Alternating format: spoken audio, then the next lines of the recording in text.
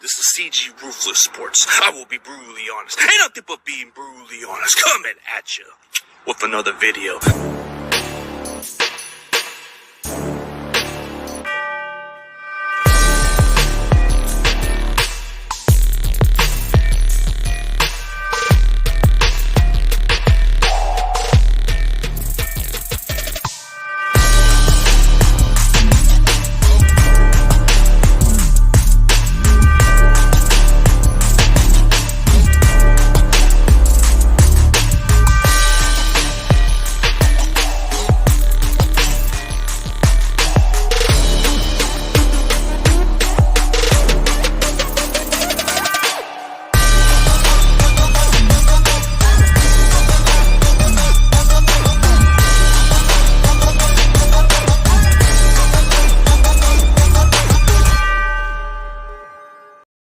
Ladies and gentlemen, please welcome Karkast. What's up, man?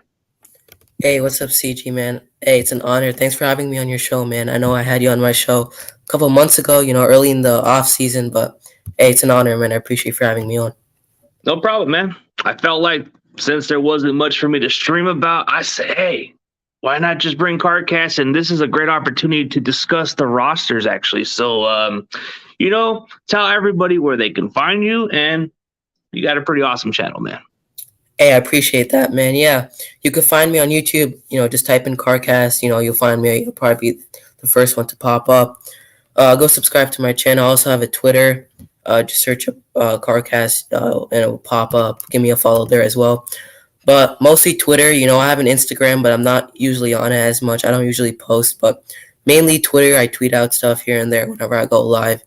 So usually Twitter is my main platform. YouTube, I cover the 49ers. I'm 16, if you guys don't already know. Trying to pick up the content as the season begins, but, we'll see how it goes. But I'm excited to break down this 53-man roster, man. It's going to be exciting. Oh, yeah, dude, without a doubt. Let's say hello to the rest of the audience. Shout out to my boy Roberto, and we got another Roberto. We got two Robertos in the building. That's crazy. We got two Robertos. But yeah, dude, it's an honor to have you on the show. I felt like I got to return a favor. You got me on months ago, and I felt like it had to be a time and place. And I know you were asking about going on the show, and I said, you know what, man, we'll figure out something.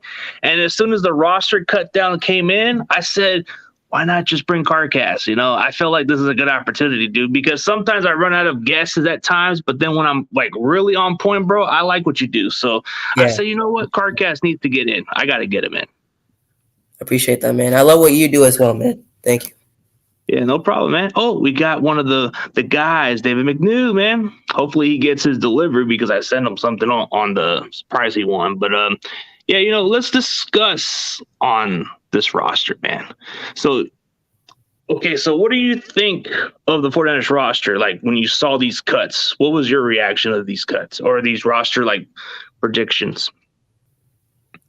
Yeah, the overall 53-man roster, there are some players, that made it, which I was super surprised about. Some players that got cut that, I wasn't a big fan of, like, I forgot he went to the Commanders, Turi Castro Fields. Like, I didn't like that. I actually thought really highly of him. One of our UDFAs. I really liked him. I thought he had a really good upside. And also Trey Sermon, another guy who surprised me that made the 53. Like, I mean, you saw in that Vikings game, Trey Sermon, he didn't really do much, He doesn't have the vision. I don't think he has the power, the speed. He didn't really show much. I know people are still high on him because he didn't get much of a chance last season. Kyle Shanahan put him in the doghouse, and we didn't see much production out of him. And he got injured during that Eagles game, right? And got a concussion. Was out for the rest of the season. So there are a few players that made the roster that I was super surprised of. And some cuts. Jason Poe, he got cut. I really like Jason Poe. Who else? I can't think of any. There are a couple of players that got cut that I wasn't a big fan of, but that's just me. Oh, okay. So my thoughts of these cuts, like you said it. You know what was surprising was we were able to keep 5 running backs. Like we Yeah. usually keep about four, but 5 running backs. That says something about it. And what's surprising is we decided to keep Jordan Mason, and I'm like, okay, this is something that I like about but 5 running backs, that's too much. But I guess I understand because they don't want Debo at risk, so maybe that's why they're getting all this running back for. Yeah. Yeah, I think Debo, max, I think is just 2 touches per game. I don't think they're gonna overuse him. It's gonna be a cause for concern. Maybe if he gets injured and he goes out. He just got that contract extension negotiated, so it's gonna be bad timing if he does get injured. But yeah, you mentioned Jordan Mason. I wasn't really surprised. Throughout training camp, Jordan Mason, he was doing some good stuff. He really popped out. He really jumped out at what he was doing. His work ethic. Even in the preseason games, I thought he looked really good.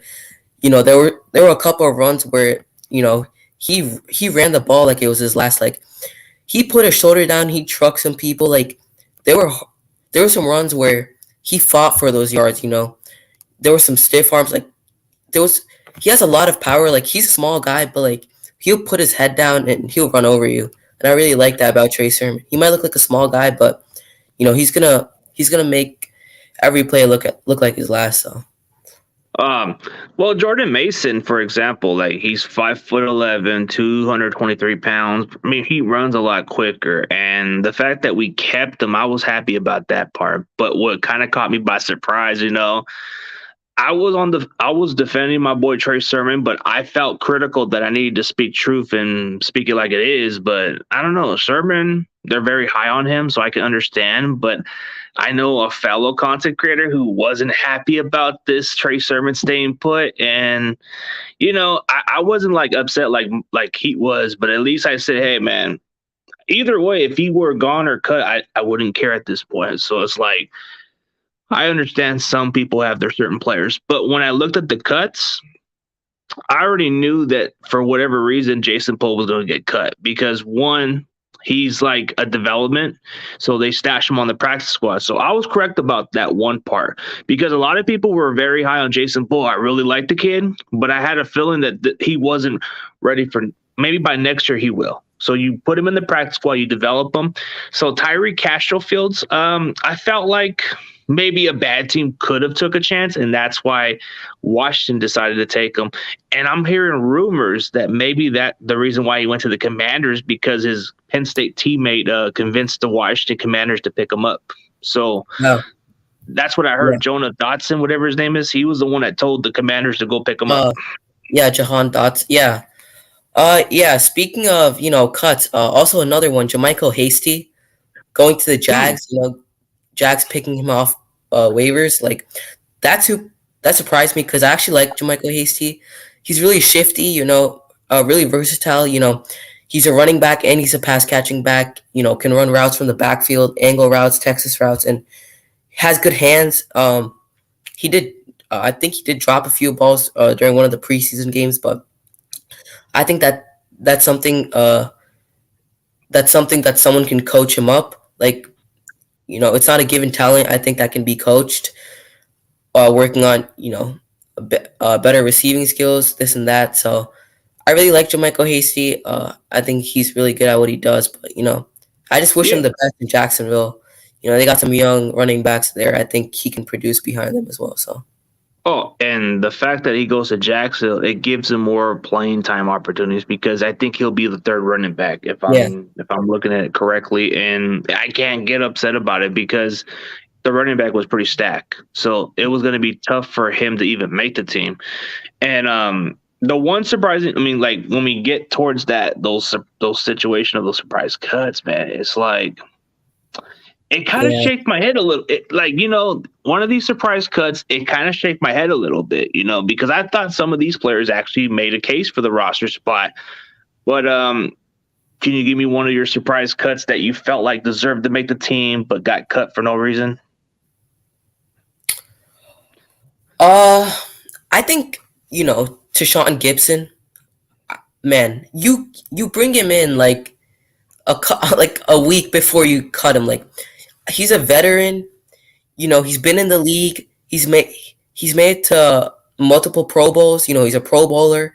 Uh, he was a stud on the Chicago Bears as a safety. I think he's really underrated. Has made some big plays for them. That was a surprise cut to me. Definitely, you know. I mean, obviously you've seen the Niners trend. You know, they bring in guys towards the start of the season and then just cut them. So it's not really a surprise like that, but it's a surprise of like, why would you, cut a player like that, like Deshaun Gibson, who's proven, who knows the NFL, who knows the speed of the NFL, who can come in, Jimmy Ward, he's hurt for the first 4 weeks of the regular season, who can come in and step in for Jimmy Ward like he was never gone. So I think that's one of the surprise cuts for me. Oh, okay. Well, from what I heard, he's already been added to the practice squad. He was? Okay.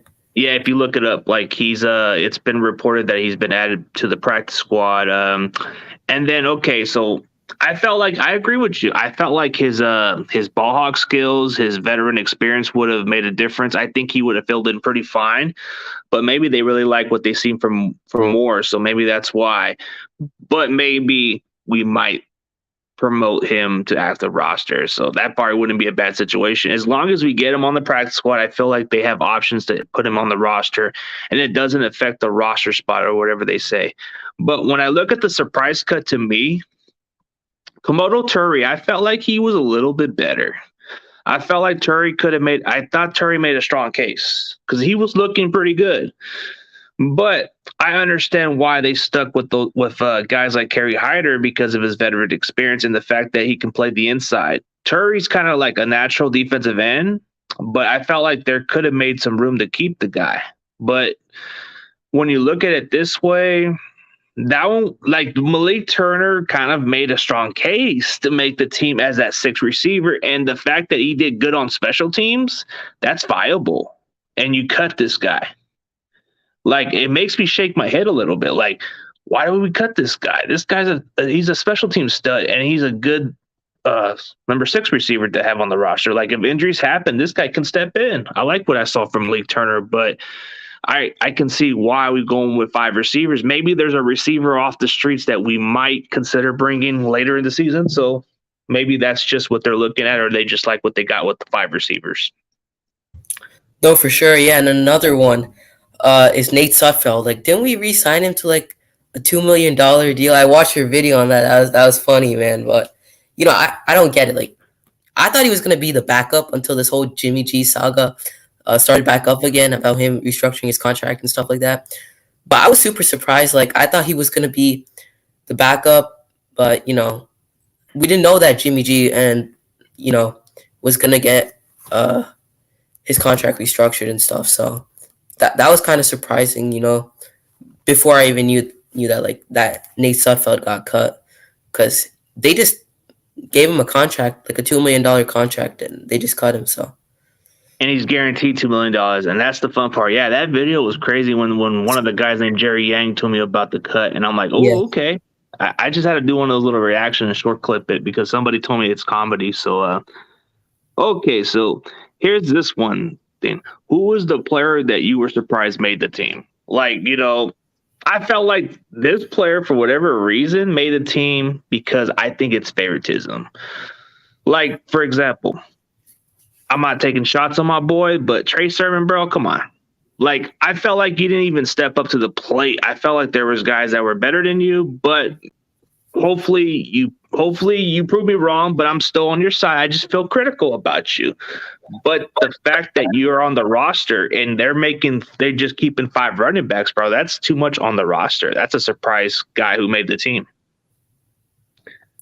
No, that's one of mine too. I already talked about him. So, a couple more. I think like Kerry Hyder, I think. I mean, Hyder kind of made a strong case, but he didn't look that good at the preseason, if I'm being honest. Yeah, Kerry Hyder wasn't too big of a surprise. I mean, he knows the system. Because system, that's true. Yeah. He's worked with D'Amico before. I think players maybe like, if you look at the offensive line, maybe like Nick Sagelj. Oh, yeah. the guy who we got in the draft. I think He at the didn't sixth. even impress me much. He didn't even impress me as much as I thought he was, and he made the team. Yeah, in the sixth. Yeah, he didn't really look good throughout training camp and the preseason, but maybe that's one of the guys that the 49ers, can develop. Maybe he can learn and grow as a player because it's hard to be an offensive lineman if with no reps, man. So I think if he just gets those reps, keeps progressing uh, through his work, I think he's just gonna get better as an overall player. He I think he actually played tackle in college, and then when he came to Niners, he can also play guard.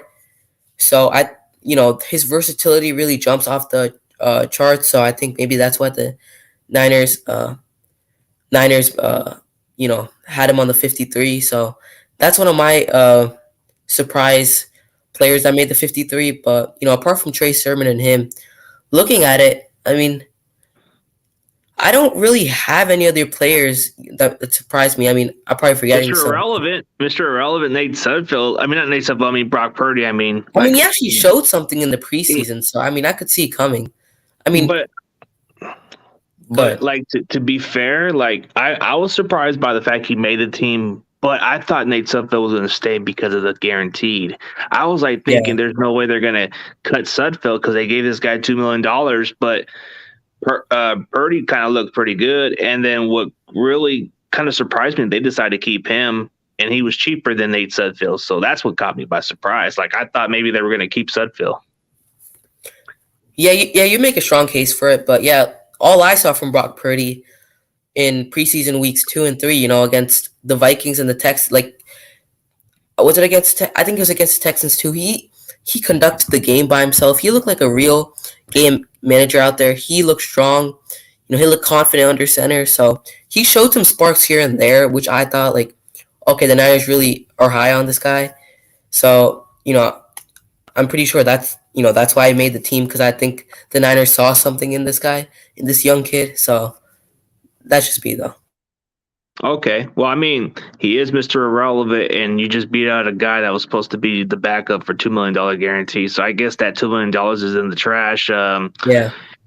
Yeah. And then speaking the last few days, this was pretty much a surprising news. I mean, I just didn't think this was going to really be a thing because I thought it was a slim chance, and everybody just thought, hey, we're going to move on from Jimmy. And then no team has got offers for him. And I think other teams were just going to wait for him to be cut. And I just thought maybe the Niners were like saying, hold up, you're not going to get him. You need to pay up. So I think them just trying to restructure his contract does increase value. So it's like they're putting him in a hostage. You're not going to have him. Pay up or we're not going to give it to you. Yeah, I heard you made that point earlier. That's actually a really good point.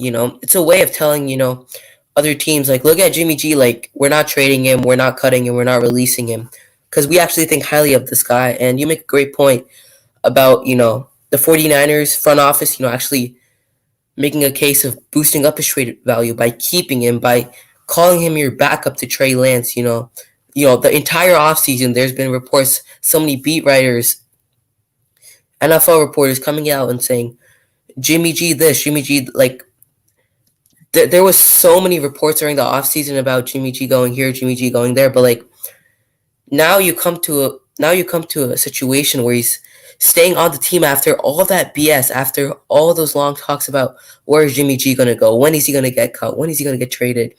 Like, I thought he was gonna go to teams like Seattle, maybe, or like Seattle, maybe a team in the division, maybe going back to Tampa Bay. I don't know, but there's been so much talk, and this was just off the cuff and so unexpected. And I mean, I agree. I think it is a way of boosting up his trade value. After all that drama, the 49ers keep him. They think highly of Jimmy G. They see something in him as a backup. Obviously, not as a starter, but we all know who Jimmy G is when he starts. But, as a backup, I think that's really good value. Oh, yeah. So we look at it as viable, but here's the one question that most of the media is very concerned about. Like, okay, so I've kind of like scratched my head a little bit, and I'm like thinking it may be good for our side But when you look at it in this situation, like, okay, Jimmy Garoppolo was our starter last year. I don't think he had any problem with Trey Lance, but I'm kind of wondering, is he going to have this? Is he going to have a problem with, like, if Trey doesn't step up to the plate? Is he going to come into the locker room and tell everybody, "Hey, I should play"? That's pretty much going to be the problem right there. But do you agree or disagree on this situation? Like, I've seen a lot of topics like this could potentially be that way, but we're just not sure. Oh, Sermon just got waived? What? Did he? I didn't know that part. But see, so for Garoppolo, do you feel like him just staying is going to divide the team, or you feel like it's going to make the team better? Yeah, so it's something to look at, but I'm not gonna really put too much into it. I don't think it's gonna affect Trey Lance's growth. It's his experience, him learning the playbook, him just growing as the purified starter, right? I don't think it's gonna affect him. I don't even if Jimmy G comes up and says, "Oh, Trey Lance is not performing like we all hoped he was going to. Like, make me the starter. Make like." I don't think Kyle Shanahan's gonna go up and kiss up to him. Like, I don't think he's gonna be like, "Okay, Jimmy, we believe in you. That's why we restructured you. You still have value. We're gonna make you our starter and show other teams, wow, look at this guy. Like, you could have taken Jimmy." I don't think that's gonna happen. Kyle Shanahan's come out and already said this is Trey's team. We believe in Trey. I don't believe in any of the reports that are coming out and saying that it's gonna affect Trey Lance. Like, I don't believe it. Even if it does, I don't think Trey Lance is going to be bothered by it. I think he's just going to keep his head down and keep grinding. And there was a huge quarterback controversy last offseason. And I know Jimmy G was the starter, but like Trey Lance Trey Lance had to deal with so much hate last offseason. Everyone, like, how is he going to turn out? Only played one season at NDSU. Like, I think he's lived up to it. I think he knows how to handle the situation now. So I really don't think it's gonna be too much of a deal. Yeah, that's true. It's like, but I'm just concerned because Jimmy was a starter last year. Like, of course he's not gonna have a problem with it. But if somebody is gonna take your job, that might lead to a problem to the locker room. But since we're going towards the 49ers roster currently, we just added a former Cleveland Browns offensive lineman, Blake Hance. Like, what do you thought of this move? I mean, I feel like offensive line depth was pretty much something that we needed to go to. And we did a couple of workouts with some offensive linemen like John Miller. And now we just added a guy from the Browns who just got cut. What do you think of this pickup? Yeah, Blake Hance plays guard. I mean, I think we can, use some depth. Daniel Brunskill, what is he? Just as good against Aaron Donald, does not show up against other NFL defenses. I mean, we know who Daniel Brunskill is. Jalen Moore. We have Aaron Banks, Jalen Moore. Those are our guards right now. Nick Sakelch. I mean, it's always good to add offensive line depth. We all know it's still a weakness, and everybody says, "Oh, Trey Lance, he has the legs. He has the wheels to run, step up in the pocket. He's mobile." So you're just gonna make him run every play. You're gonna do what Chicago makes him do, like Chicago makes Justin Fields do. Like, they do not have a good offensive line. And another example is Seattle. Like, they have a crappy offensive line, and that's why Russell Wilson wanted out the door. Because, dude, he got sacked about 50 times in one season. Like, he couldn't even live behind the offensive line. That's how bad it was. I get it, if it breaks down, here and there, like, it's all right. Maybe there's miscommunication on the offensive line. On the offensive line, or the center, communicated something wrong. But if they get beat every single play and the quarterback is just running around and around in circles, that's an issue. And, a guy like Trey Lance can get away from the pressure, can avoid the sack, but that's not good. That's a cause for concern. You're going to tire the quarterback out and just making him run every single play. Like, that's not a good thing, man. And you obviously have to have some sort of protection up front for a guy like Trey Lance, it's also a cause for injury. Running too much, getting hit by defensive line. Like there's got to be some protection up front. And I haven't really looked into this guy Blake Hans and his stats, but I mean, looking at it, I think we can use some guard depth. I mean, it's really good to have depth. I think you could never have too much depth in my mind, especially for the offensive line. One of our weakest positions on the team. So, I mean, if we pick him up, we already picked him up. I mean, I think it was a good pickup in my opinion. I think it adds good value and good depth. Yeah. I felt like we need to add some depth, and I was just on one of the streams on the comments with my boy Raj from our SF Niners, and he was talking pretty good about, yeah, we don't value high on most players like the brand, so maybe we can make something out of Blake Cans in some ways, but I still feel like the Niners haven't addressed the other position that I felt like was important, but they're really kind of like leaning towards those guys, which I'm pretty critical on. Like, I don't even know if that's going to solve the issue, but since people have confirmed the news, since it's official, we waive running back Trey Sermon, so that means we officially have 4 running backs on our roster, including Juszczyk, who's our other, but he's our fullback. So that's been announced. Yeah.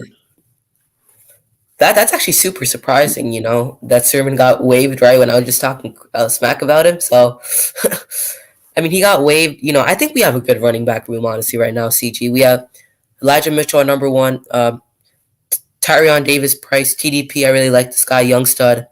I think he's going to be a baller as he just grows as an overall player.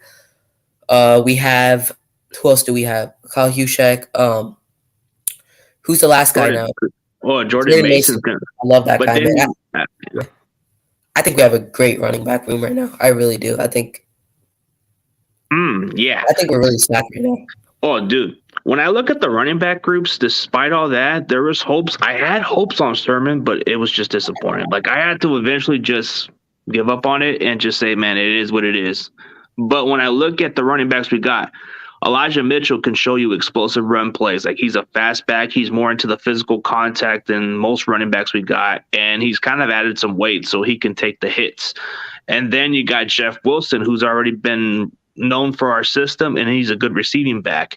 Then you get this kid that we drafted in the 3rd round from LSU, Ty Davis-Price. Man, this guy is a physical back. Like, he's going to punish you. He's going to hit you and make you pay for it. Like, when I saw that Vikings game, the way he runs with punishment. He runs with punishment, right? Yep, there was that one run, that 15-yard run. Like, he just ran through the defense. Just bulldozed over them, man. Like, they got nothing to back that up. At first, I didn't really like the pick, but now I'm loving it. Like, this guy is a bully, like straight up, like, get off of me already. But then I love that type of play, too. Yeah, it could be a cause for concern for injury and stuff, but hey, that's fierce. I love that mentality. I love the scare he brings to other opposing defenses. People don't want to hit Ty Davis-Price. It's going to show in the regular season. I think this is what we're trying to build. Like, for this team, okay, despite us cutting Sherman, I just thought Sherman just wasn't it for us at this point. He doesn't fit the system, but when you look at the running backs, okay, Elijah Mitchell fits the scheme that we want to run because we like those speedy backs. Jeff Wilson's more like your typical receiving back, physical type runner, and then you get a guy like Ty Davis-Price who's just going to run it. Like, he embraces contact. He doesn't care. And then you got this kid, Jordan Mason, who really fits the scheme. He plays a triple option, which is exactly what we run as a zone scheme. And this fits his style of play. So when we look at the running back depth, I'm not as concerned like most of our fan base are, because we get these guys, they're going to plug in and play. So it's like, if we have injuries, we know we're going to depend on them.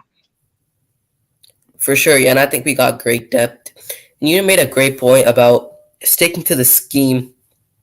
I agree. Elijah Mitchell fits the scheme perfectly, the outside zone. Kyle Shanahan, actually, he's kind of mixing it up, using some inside zone as well. And on those inside zone runs, Jordan Mason just stick it through the hole, hit the gap. That reminds me of, Raheem Mostert, man. Yeah, it's been a long time since I said his name, but like, just hit the hole, and once you hit the hole, you're off. Like, you just hit another gear, man. Like, that's speed right there. And no one's catching you, man. No one's catching you once you hit that hole, and that's what all these guys. That's what Elijah Mitchell. Like, once he hits that hole, he's like, people don't realize how fast Elijah Mitchell is after he hits those holes. Like, he's off, man. Same with Jordan Mason. 4.32. That's burner. All these running backs, man, they're physical and they're fast. Well, yeah. So when you look at Jordan Mason, what really stood out to me was his coach from Georgia Tech. He had some high praise and compared him to Marshawn Lynch, which says a lot. Like, he says he reminds him of Marshawn Lynch because of his running style and all that stuff. But when I look at Ty Davis Price, I see a little bit of his physicality, kind of like a Marshawn Lynch, but more like people have said it's a Leonard Fournette type style, because when you saw Leonard Fournette run or LeGarrette Blount run, that is exactly what we get with Ty Davis Price. That dude is going to run you over. For sure, yeah. Yeah, even Leonard Fournette coming out of LSU, like, see, I didn't think much of Leonard Fournette, but, like, you've seen him in Tampa Bay, like, CG, like, he's your number one back, and, like, every run, like, you see some stiff-arming guy just running over, fighting for every single yard, even if it's 2 yards, 3 yards. He fights for those yards like no other, and I think Ty Davis Price is the exact same. I really like that. Yeah, Ty Davis Price, like, I see potential with him. Like, now that I look at it, the picture of what they're looking for that every down back. And okay, Elijah Mitchell, he's definitely a guy you can split carries with, but is he a guy you could depend on with more carries? No, but you can definitely kind of like keep him fresh and all that. But when you look at Ty Davis Price, that guy could be your every down back. I can see him as an every down back. I can see why we got him. And he runs a sub 4.5. Like, that's kind of rare for a physicality, because he's a little bit faster than Lynch. He's a little bit faster than Fournette. And he's got the heart, like, for real. Like, and it's impressive. But here's one thing that surprises me for the 49ers. Like, we have yet to address this. We could have at least try to, like, get some center help right there. But I don't know. Like, are you confident with Jake Brendel or Brunskill at that spot? Because that's a question mark for me. I mean, Brunskill, he looked okay, honestly, but I think the thing about I feel like if you're an offensive lineman, I think you need to stick to one position and play that position. The 49ers, they have a lot of moving pieces on that O-line. Brunskill can play right guard and center. I think, his sweet spot is the center spot, but I think we should give Jake Brendel a chance as well. He knows the system. Kyle Shanahan spoke highly of him. I mean, let's see. I mean, going into week one, I think we should keep Jake Brendel. I think that's why he's on the team. I think, past Alex Max, I think the 49ers believe in this guy, Jake Brendel, to stay at center, to really produce in his craft. He knows the system. He can make the right calls, make the right communications along the O-line, pass it down to Trey Lance, I mean, I think that's why the 49ers really believe in him. I think he's going to be their starter at center, but we'll see. But right now, I would just give Jake Brendel a chance to see what he's got still in the tank. So,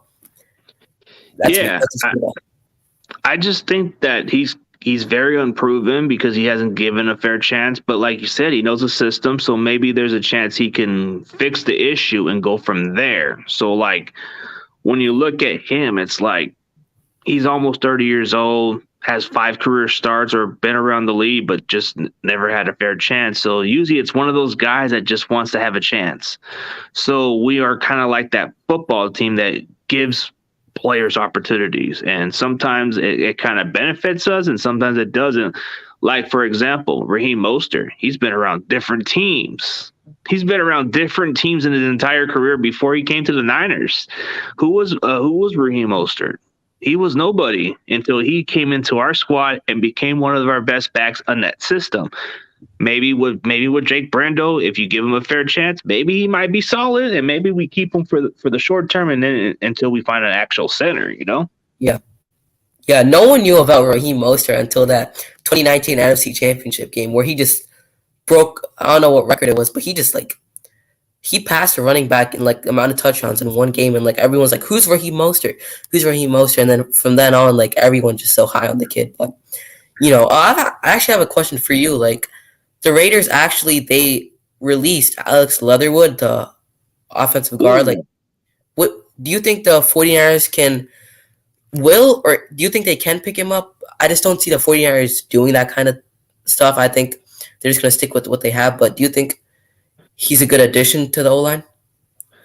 Well, to be fair, the way how they treated him, I don't think they even gave him the right chance to actually play the position he was supposed to play. Because when you look at the Raiders' previous regime, they drafted him knowing that he's supposed to be projected to play guard. So they said, we'll play him at tackle. What the heck?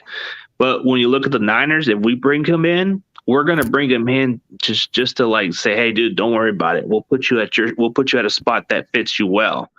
The Niners are not going to just throw you out of place. They're not going to like give up on you too soon. They are going to give you a chance to prove yourself. Like Lincoln Tomlinson, for example, he was considered a disappointment in Detroit, and they gave up on him. We got him for a bargain deal, like a 5th or 6th round pick, I believe. And we made this guy into one of the best linemen. Now he's already getting his payday with the Jets. But I feel like if we bring guys like Leatherwood, bro, we make him look as good as he was. Like you can forget about his days with the Raiders if he was with us, because we probably make him pretty damn good. Oh, okay. So there's actually a comment. The Bears actually got Alex Leatherwood.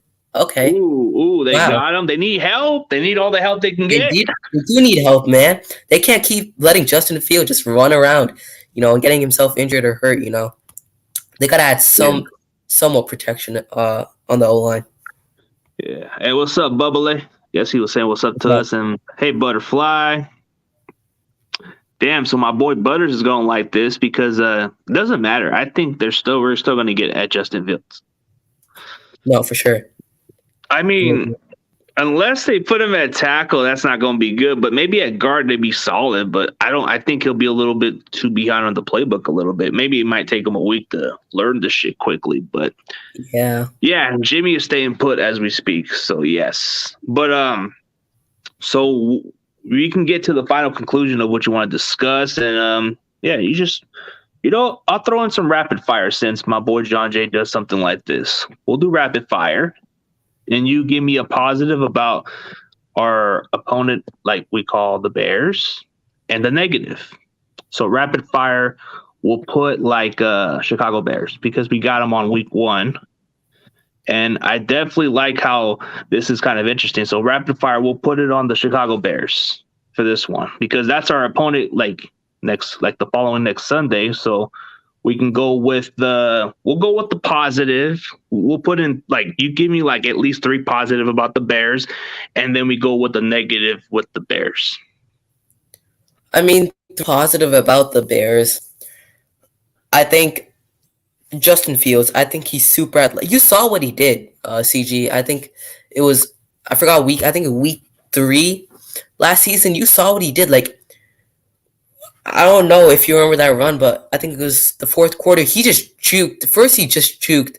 I think it was Eric Armstead. And then he ran all the way across the field around. And then he ran around. He juked multiple defenders on the 49ers and he was so athletic in that game. He showed some sparks of his athleticism, Everybody talks about Justin Fields. Oh, this guy's something special, man. Once he's running, no one's gonna catch. He's just gonna hit the circle button on you. He's gonna do juke moves, spin moves.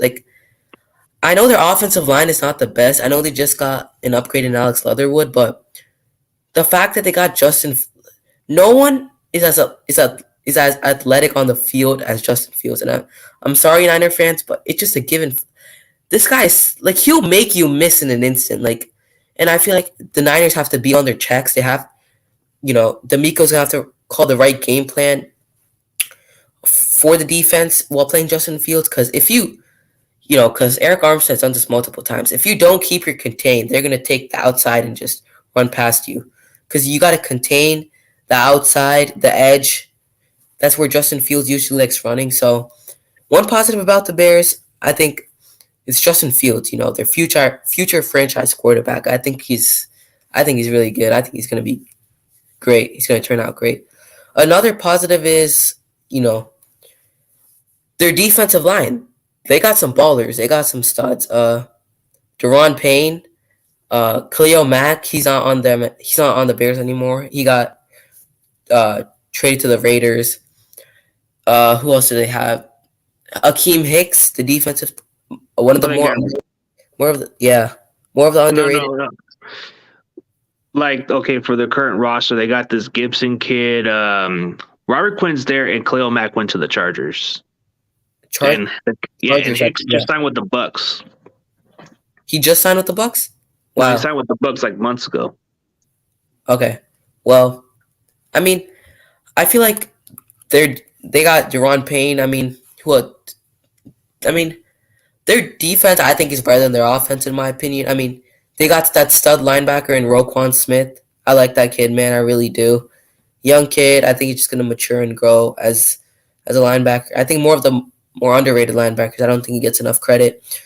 Good linebacking core, and their safety. I mean, we have their safety, Deshaun Gibson, but I mean, who else? I mean, their running back is nice. I like him, David Montgomery.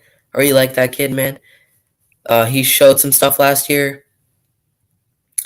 In his rookie year, I like David Montgomery, but moving on to the negative side, their offensive line. That's the first thing that pops into my head. Like, I still think their offensive line is a weakness. So their O-line, I think their secondary. I think we have, if Trey Lance's arm plus the wide receivers and the talent we have around him can just defeat that secondary as a whole. Like, I don't think their secondary players are any good. And then a third negative could be, I mean, who else do they have, besides Darnell Mooney? Everybody talks about Darnell Mooney. Cole Kmet, he's an okay tight end. He's not top 10. He's like bottom 15 range. Besides Darnell Mooney, they don't really got much. They don't have Allen Robinson anymore. Went to the Rams. So there's 3 negatives for you right there. Okay, so I'll give you my positive about them. Their only best secondary player, in my opinion, is Jalen Johnson. I think that's like their best secondary player. And like Justin Fields, of course, they give some excitement. Like, they give them hope. And then Darnell Mooney is like their best wide receiver. That's all I got to say about those 3 things. But the negative side, the offensive line, it's a concern. Like, when I checked out a buddy of mine who's a Bears fan, he's more concerned about the line, if anything else. And then on the negative side, I feel like there's a weak spot in their defense. Like, they lost Hicks. It's going to be tough for them to stop the run. And I feel like we have a chance to exploit that weakness. And then, like you said, the thing that kind of makes the Bears negative on this part is, I think what's concerning about them is they may finish last place, because I think the Detroit Lions are actually making a leap to move to 3rd place. Like, I know for some Bears like Butters and the other guys, I hate to say it, but I think the Bears are on the decline to be last place because the Detroit Lions are on the rise. That's pretty much what I got to say about those positive and negatives right there. I think the Lions are better. I think the Lions are a better team than everybody looks at their record last season. I mean, Lions got some playmakers, man. I mean, I like Jared Goff on the Lions. I think Dan Campbell is a really good head coach. I think he's going to grow that team. I think he's going to build playmakers around Jared. They already got some playmakers. DeAndre Swift. They got that. I love that wide receiver they have. Amon-Ra St. Brown, dude, I love that guy. They got TJ Hawkinson, spectacular tight end, really underrated. Chark. Yeah, exactly. DJ Chark. Jameson Williams from Alabama. They just drafted him. He's probably going to be ready later in the season. That's a huge bonus. Rashawn Slater, on the O line. No, he's with the Chargers. I think you're referring to that dude that went from Oregon. Penaso, yeah. There you go. From Oregon, yep. They're beefing up that O line, man. I mean, Speaking of the Bears and the Lions, I definitely think the Lions, they can rack up some wins this year, man. I think they're gonna watch the tape from last year. And you saw it like during the press conferences.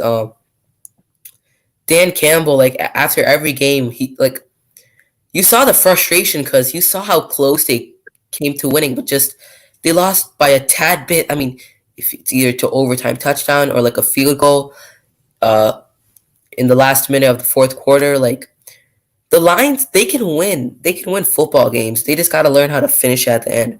But right now, I think the Lions, they have a really good roster. And I think they can just build on it from then on. So Yeah, that's what I'm saying. Like, Steve, for the Bears, they have a new coaching staff, so that takes some time. Like, yeah, as a Niners fan, when I went through the situation exactly the same as most of these people. Like, under the Mike Nolan era, we had a new head coach. He was coming as a defensive coach, and it took some time. We had a new quarterback. It took a while. And it just, it takes time for this team to gel.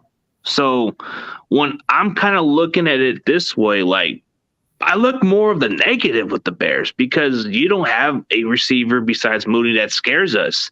Like, you look at their offensive linemen, that is a concern that our defensive line is probably going to have 6 to 8 sacks because of the fact we're going to have opportunities to get to Justin Fields. Justin Fields could be running for his life, but there's some Bears out there who think optimistically that they can beat us. And then there's some Bears fans that I talk to, they're not even sure about this game. So it's like you get a lot of this stuff going on Twitter, and I'm definitely going to have a response with this guy later on next week. But hey, here's my podcast. Here's the NFC West Network.